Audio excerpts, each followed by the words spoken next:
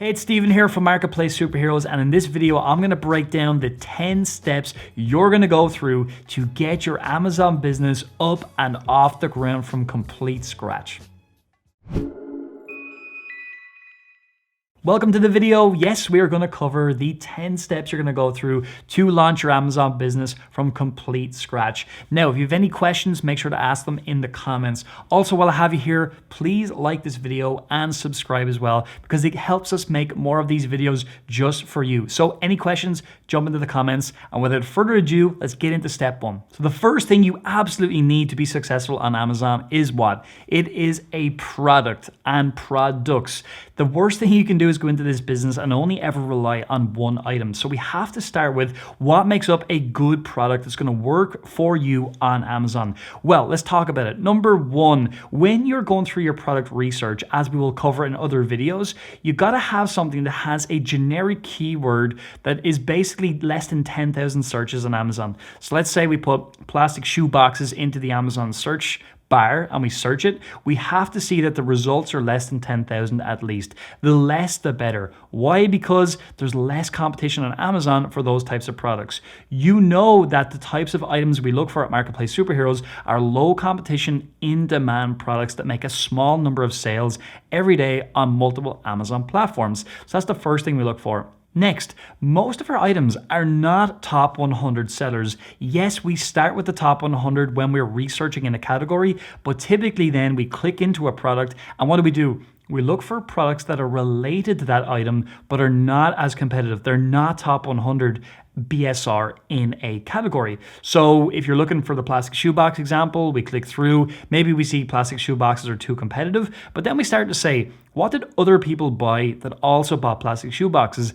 Are they less competitive? Do they have less than 10,000 search results on Amazon when we search that keyword? And if the answer is yes, you know you're on the right track. Also, it's got to be simple, easy to understand, and it also can contain what we call item specifics to avoid. We did another video on the channel called 10 things you want to avoid with your first Amazon product, and these are just some of the examples. So if they're sharp, if they're glass, if they're a weird shape, etc., etc. And I definitely recommend checking out that video after this one to learn a bit more about that. So we want to make sure that it's not hazardous or anything like that, because if it is, we can't actually sell it on Amazon. So number one, we have to have a product. It's low competition, it's in demand, and it follows the rules that we set out on the channel.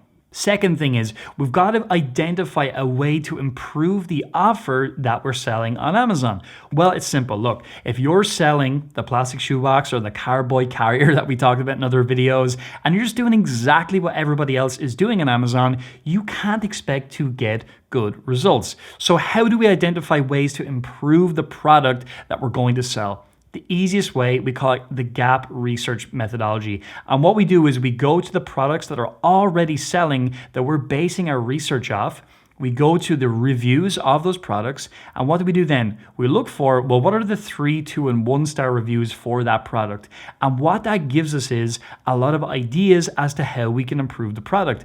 People might say the quality wasn't good, they might say it broke easily, they might say it was too big, too small, etc. And we know when we see those different things, these are opportunities for us to go find a supplier who has a product with those improvements in it. And all we have to do then is basically purchase those products, bring them in, and create a better offer as we talk about. Now, when we're on creating offers, remember, we never try to just sell a product. If we sell a product, we're going to probably succeed for a while maybe, and in the long term not succeed. What we want to do is create an offer. So what's in an offer? Well, it's simple. We want to have an additional bonus item that we pack in with the main product to stand out. That's one methodology. Another one is we look at the pack size. So let's say, again, we're selling light bulbs, for example, which we wouldn't do, but let's say we did in a weird world where electronics and all didn't matter. We have light bulbs, right? You wouldn't sell one light bulb. It doesn't make any sense. People typically want to buy more than one when they buy online. So we make a pack of light bulbs with an additional bonus item included to improve the offer. And remember, we're not going up against the most competitive items on Amazon. We're selling things that are way further out in the BSRs, make a small number of sales per day. And as a result of that, these simple improvements are going to really help you stand out, because the competition you have with these kinds of items, it's nowhere near as aggressive as the more competitive top level items on Amazon. A final point on this is you want to be testing your product. So let's say you see something that's doing really well, you base your research off of that. What you want to do is you want to actually buy that item and test it yourself. See do the reviews match up with your experience of the product, because then when you get your sample in, when you're speaking to your supplier later on in the process, you're going to be able to test your sample against the control, the winning item that's working in that category. You're going to be able to see side by side, does my item stand up? Is it actually better? Is it something that people, when they buy it, they're not going to complain about, etc.? Because a lot of people don't go into that detail on Amazon, and what happens is they get bad reviews, they wonder why, and the truth is it's because their product wasn't very good. So make sure you cover that base in step 2. And let's move on to step 3 now. Step 3, we've got to find suppliers to speak to. So if you have found a product idea, you got to go to Alibaba and you have to search for suppliers. What are some of the important things we want to look for here? Number 1, how long have they been in business for? Number 2, are they a gold rated supplier on Alibaba? How good are they? 3, how many transactions have they put through? Have they put through any or some through the Alibaba system? All of these things give us a feel for how good a supplier are. If they've been in business for 6 years on the Alibaba platform, the chances of them not being good are tiny, slim to none. Why? Because Alibaba actually perform on-site performance reviews. And you can see it on Alibaba as well. They'll tell you if they've been on site before and actually inspected the factory. So these are all things you can be looking at to make sure that the supplier you're working with for the product that you've identified is a good gold-rated top-level supplier on the Alibaba platform. So absolutely, that's something you want to be looking at. Next, when you're looking at a product on Alibaba, the FOB price, the cost price, and the amount of items they'll accept, the MOQ, the minimum order quantity, they're not always what they're going to tell you it is in Alibaba. So it might say it's 5 to 45 cents or something like that to purchase from them. But typically, that's never the actual price that you're going to get from the supplier. So the most important thing you can do is make contact with at least 2 to 3 suppliers when you're speaking to people on Alibaba so that you can get a range of prices.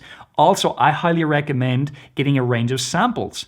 Because when you find the supplier, when you get the pricing, you have to get a sample in. Yes, samples can be $100 to $200 depending on the size and weight of the product, but it's absolutely worth it. I've seen it before in my own business, Robert's business as well. You know, whenever we purchased, say, it was a hanger, a big hanger for clothes, this huge clothes rail, actually, I suppose is the right term for it.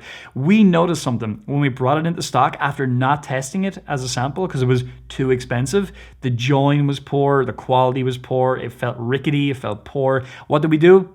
We couldn't sell it. So we wasted money because we didn't get a sample.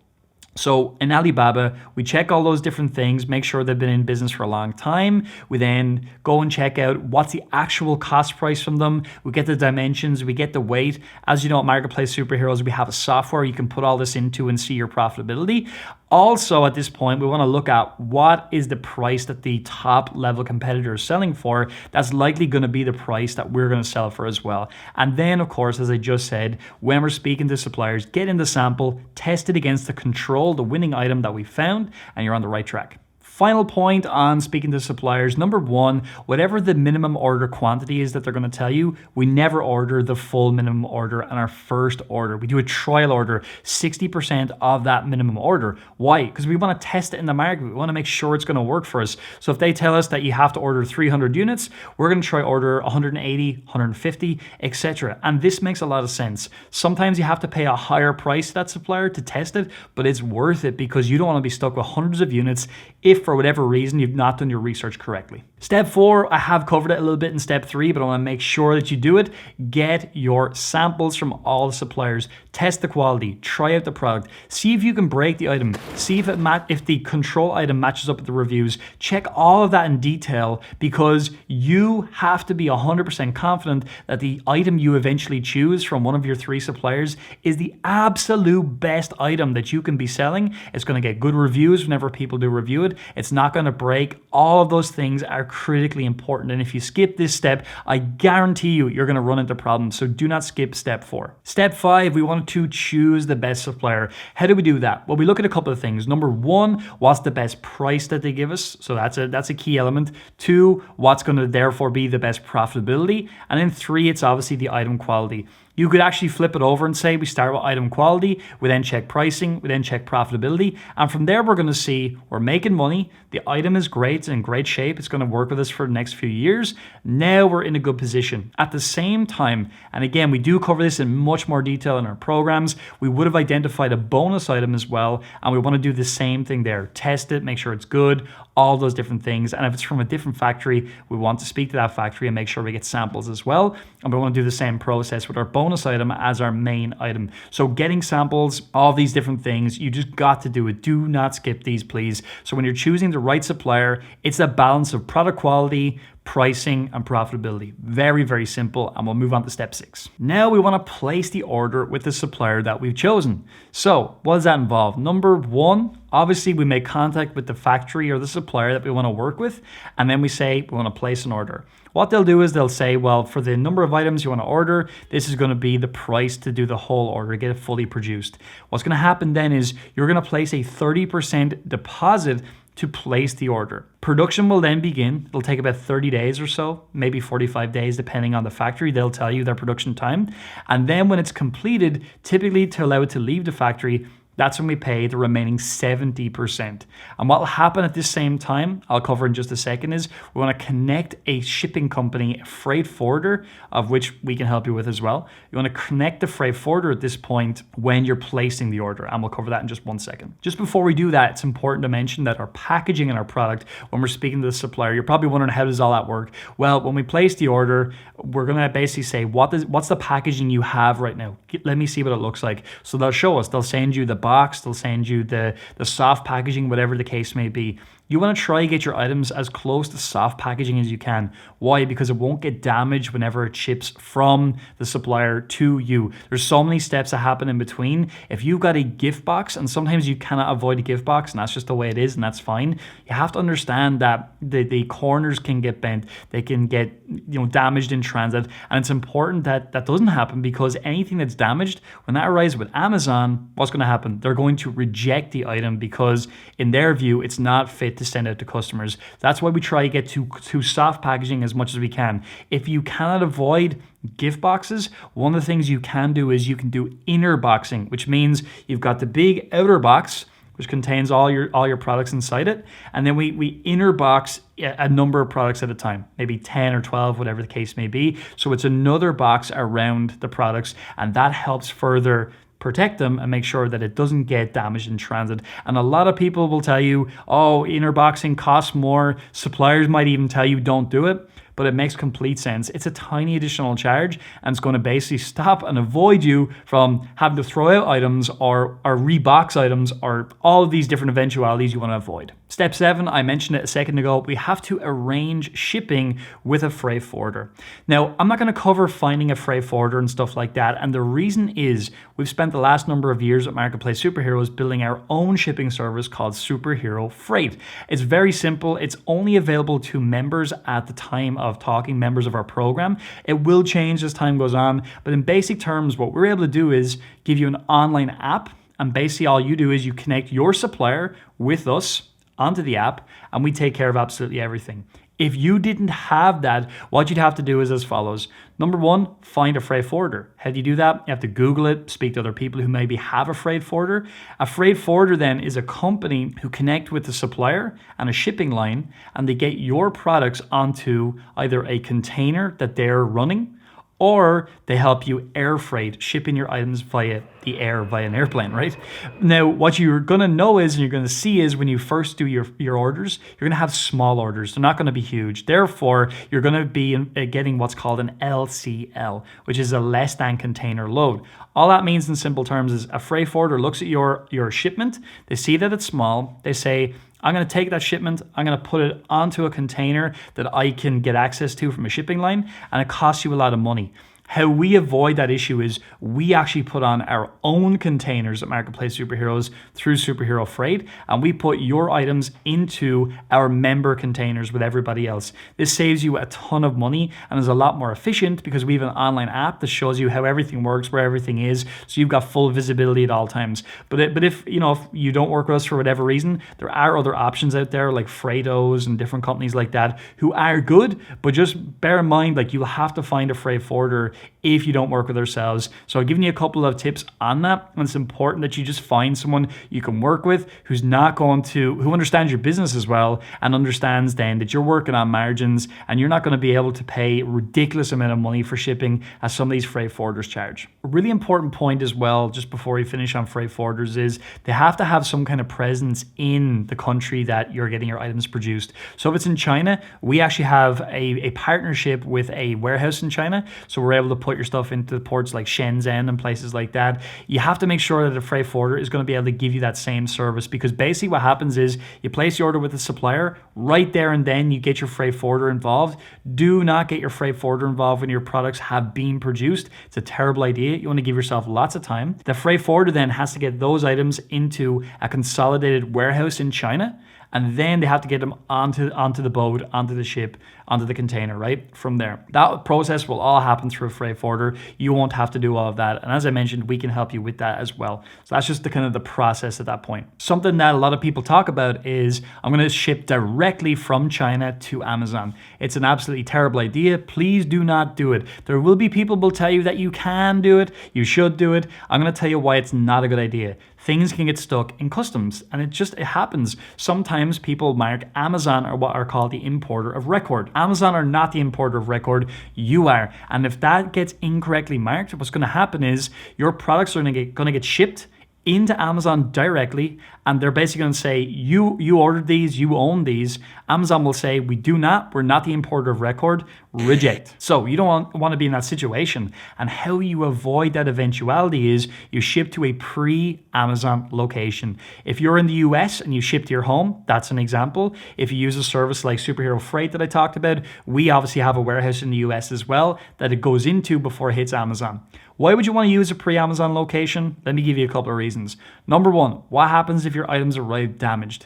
What are you going to do? If you ship direct to Amazon, they'll be rejected. Therefore, we can rebox them, we can fix them. Another company, if it's not us that you're working with, they can do the same thing. You have a chance at least before it hits Amazon. The second thing is you can ship a smaller number of items into Amazon. Let's say you bring in 300 units of a product. You don't necessarily want to put all 300 into Amazon right away. Why? Because it's going to take a little bit of time for your products to get some traction. So it makes more sense to leave them in a storage area, which costs you less money, and then you ship in as required. It's a much better strategy. It's something I highly recommend you do. So pre-Amazon locations, please use them. If you avoid them, just know that it can work, it can get through, but it will catch up with you eventually, because that is not a strategy, it's a tactic, and we never rely on tactics, we only rely on strategies, because strategies work every time for the long run. So now we're into step 8. We sorted out our freight forwarder, we sorted out the shipment, all that's done.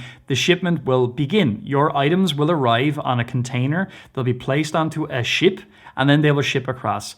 It'll take 30 to 45 days for the ship to arrive, depending on shipping times and weather and all of that. It can differ, but that's the kind of time you want to be looking for. So you've placed the order, you paid your 30%, you've now paid your 70% because the production is complete. The shipment has begun, it's being sent across the sea to the US, to Europe, or to Australia, wherever you're actually planning to sell your products in. So obviously at this point, you want to make sure of a couple of things. Number one, you have a company set up. We highly recommend a limited company structure. People will tell you, don't do that. Start as a sole proprietor, then just get a personal Amazon account. And when you're ready, you can upgrade that to a professional account, and you can upgrade to a company. I don't recommend you do that. Why? Number one, it's not very professional. At the end of the day, you're looking to build a business. A business is not a sole proprietor. A business is a limited liability company you can set up for a couple of $100. It's not an expensive thing. And by the way, when you have a limited liability company, you're personally protected. If you have a sole proprietorship,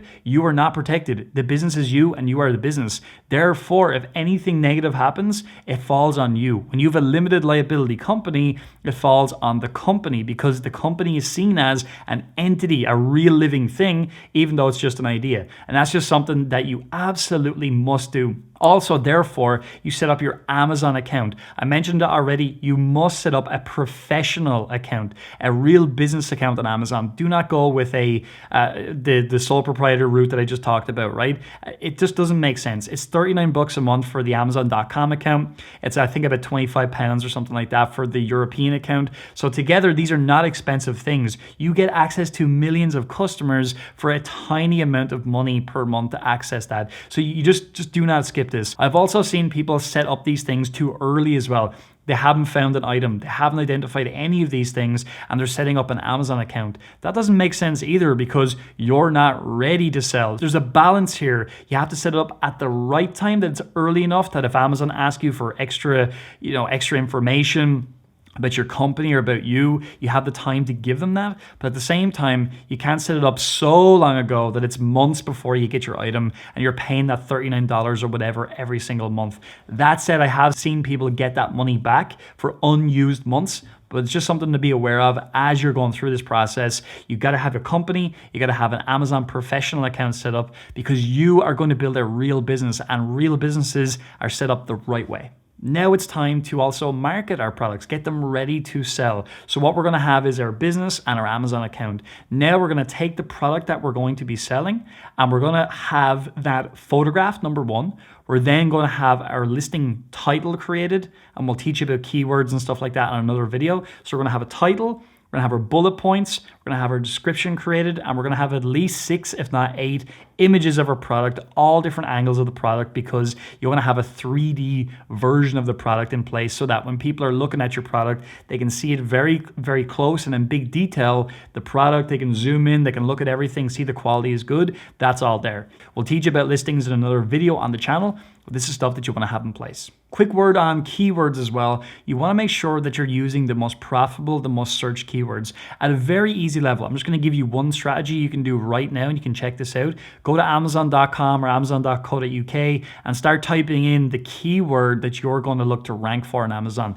Let's say it's a carboy carrier. You can start typing that into Amazon, and as you'll see on screen right now, it starts to give you different suggestions. These are real things people are searching on Amazon right now to find that kind of a product. So what you've got to do is you got to start looking down through these and seeing what is related to my product, and start utilizing these keywords, because these are the same keywords that you're going to get ranked for. A lot of people use these tools to find billions of different keywords, and in all honesty, like, the amount of different phrases people are using, it's not going to be thousands of different phrases, it's going to be a lot smaller than that. So this is the first way to identify the most profitable, most searched keywords. We will show you other ways, like using Scientific Seller or Merchant Words in the future videos, but for now, this is a great strategy. It's something we still employ to this day. And what you want to do is then, when you do search your keyword, look at your competitors. What are they saying in their titles? What are they not saying in their titles? Where are the opportunities for you to jump in and create a much better, more optimized